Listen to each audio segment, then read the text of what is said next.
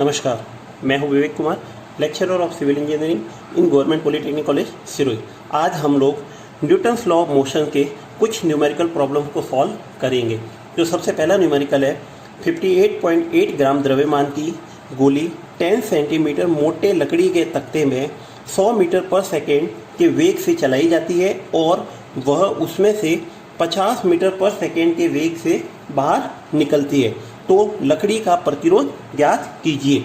तो एक 10 सेंटीमीटर मोटा लकड़ी का तख्ता है, उस लकड़ी के तख्ते में एक गोली चलाई जाती है। तो जब गोली एंटर हो रही है उस समय उसकी वेलोसिटी है 100 मीटर पर सेकेंड, और जब लकड़ी के तख्ते में से गोली पास हो रही है तब उसकी वेलोसिटी है 50 मीटर पर सेकेंड। तो जब एंटर हो रही है इसका मतलब वो इनिशियल वेलोसिटी है, और जब पास हो रही है उस टाइम जो वेलोसिटी है उसको फाइनल वेलोसिटी है। ठीक है, तो जो initial velocity u equal to 100 metre पर second, v equal to 50 metre पर सेकेंड, और जो दूर डिस्टेंस है, डिस्प्लेसमेंट है, वो गोली के द्वारा जो दूरी तय की गई है वो है 10 सेंटीमीटर। ठीक है, तो जो मोशन की जो थर्ड इक्वेशन है वो होती है v square equal to u square plus 2as।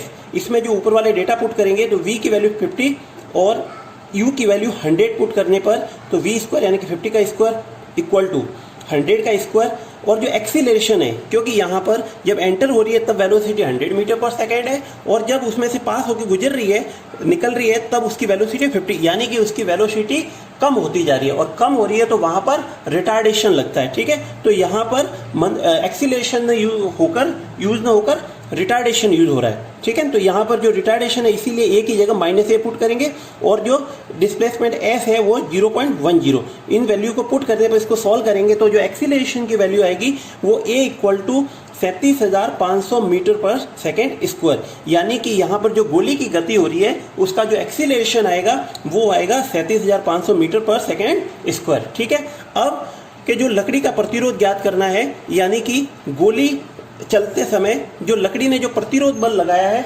वो है लकड़ी का प्रतिरोध बल equal to P equal to ma। तो P इक्वल टू जो मास दे रखा है, गोली का जो द्रव्यमान दे रखा है 58.8, जो 58.8 ग्राम को जो किलोग्राम में डिवाइड करेंगे तो डिवाइड बाय 1000 इंटू जो एक्सीलरेशन की वैल्यू है वो 37,500। ठीक है, इसको जब सॉल्व करेंगे तो जो P प्रतिरोध बल P इक्वल टू 2205 न्यूटन, इसकी जो यूनिट है वो यहाँ पर किलोग्राम इंटू मीटर पर सेकेंड स्क्वायर आएगा, जो कि इक्वल टू होता है न्यूटन के। तो न्यूटन, इसको जब न्यूटन को किलो न्यूटन में डिवाइड करेंगे तो 1 डिवाइड बाय 1000 तो 2.205 किलो न्यूटन। ठीक है, तो जो लकड़ी के द्वारा जो प्रतिरोध बल लगाया गया है वो P equal to 2.205 kilo newton. ठीक है, सेकेंड प्रॉब्लम है 50 किलोग्राम तथा 60 किलोग्राम द्रव्यमान वाले दो मास एक हल्की डोरी से बंधे हैं तथा एक चिकनी घिरनी पर से गुजरते हैं। डोरी में तनाव एवं 5 सेकंड में पिंडों द्वारा तय की गई दूरी ज्ञात कीजिए। जैसा कि एक डोरी है जो कि एक स्मूथ यानी फ्रिक्शनलेस पुली के ऊपर से गुजर रही है, और उसके दोनों सिरों पर, एक सिरों पर तो 50 किलोग्राम का भार लटका हुआ है और दूसरे सिरे पर 60 किलोग्राम का भार लटका हुआ है।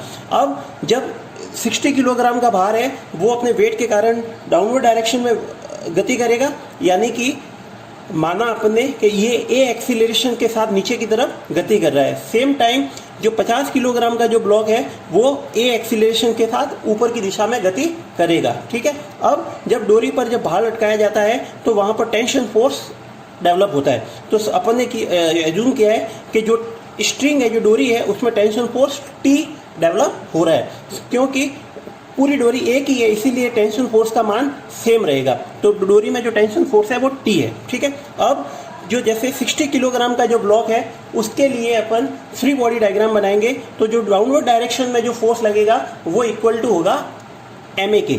तो जो डाउनवर्ड डायरेक्शन में यहाँ पर जो फोर्स लग रहा है वो mg माइनस टी, m की वैल्यू है 60, तो 60g minus T equal to होगा ma के, और m की वैल्यू है 60 किलोग्राम। तो ये इक्वेशन नंबर 1। सेम 50 किलोग्राम के लिए जब अपन कंसीडर करेंगे तो यहाँ पर ब्लॉक ऊपर की दिशा में गति कर रहा है, तो जब गति की दिशा में जो फोर्स कार्य करते हैं वो इक्वल टू होता है ma के। ठीक है, तो गति ऊपर की दिशा में जो फोर्स लग रही है वो T माइनस mg, तो T minus 50g equal to 50 है। Equation number 2। इन दोनों इक्वेशनों को सॉल्व करेंगे तो एक दूसरे इक्वेशन नंबर 1 और इक्वेशन नंबर 2 को सम करने पर, ठीक है, तो 60g minus 50g equal to 10g tan g, t से t कैंसिल आउट हो जाएगा, equal to 110 a, acceleration a, ठीक है। एक्सीलरेशन a इक्वल टू हो जाएगा tan g upon 110, equal to g की वैल्यू 9.81 पुट करेंगे तो 10 इंटू 9.81 अपॉन 110, तो जो एक्सीलरेशन की वैल्यू अपने को मिली है वो है 0.89 मीटर पर सेकेंड स्क्वायर, ठीक है। तो जो ब्लॉक है वो, ये जो निकाय है वो a एक्सीलरेशन के साथ गति कर रहा है और a इक्वल टू आ गया 0.89। अब जब टेंशन फोर्स निकालना है तो टेंशन फोर्स निकालने के लिए a की वैल्यू इक्वेशन नंबर 1 में पुट करेंगे।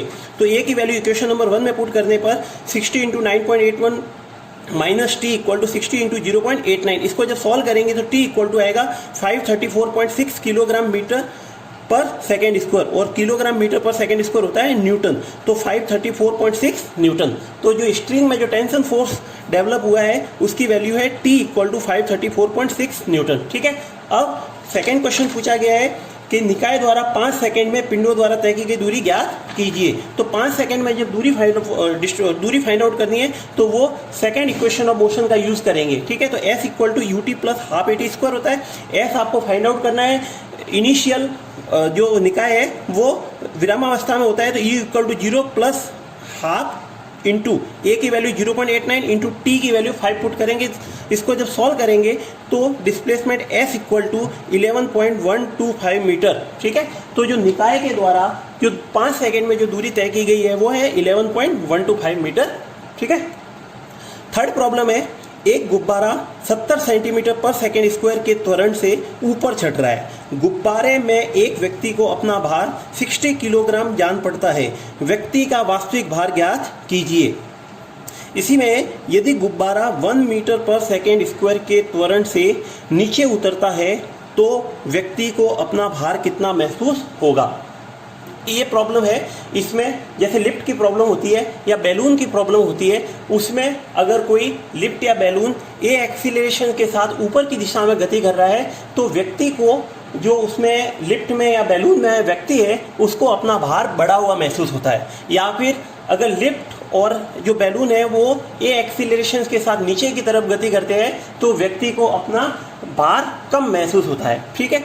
ये तो इसमें जो आपको जो प्रॉब्लम्स दे रखी, जो डेटा दे रखा है वो गिवन एक्सीलरेशन जो दे रखा है, जो बैलून का एक्सीलरेशन ए है वो 70 सेंटीमीटर पर सेकेंड स्क्वायर, सेंटीमीटर में दे रखा है तो इसको मीटर पर सेकेंड स्क्वायर में कन्वर्ट करेंगे तो 100 का डिवाइड करने पर 0.7 मीटर पर सेकेंड स्क्वायर, जो कि अपर डायरेक्शन में लग रहा है। तो बैलून है वो ऊपर की दिशा में गति कर रहा है, और जब बैलून ऊपर की दिशा में गति कर रहा है तो व्यक्ति को अपना भार बढ़ा हुआ महसूस करता है, और तो वो उसका जो रियल वेट है उसमें प्लस ma उसको बढ़ा हुआ महसूस होता है, ठीक है।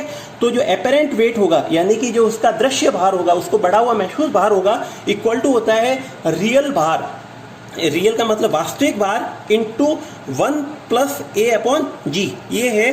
तो r equal to M G plus ma, जो उसका रियल वेट है होता है उसमें ma भी जुड़ जाता है, ठीक है। इसमें से mg कॉमन ले लेंगे तो ये वाली इक्वेशन आएगी अपने पास, ठीक है।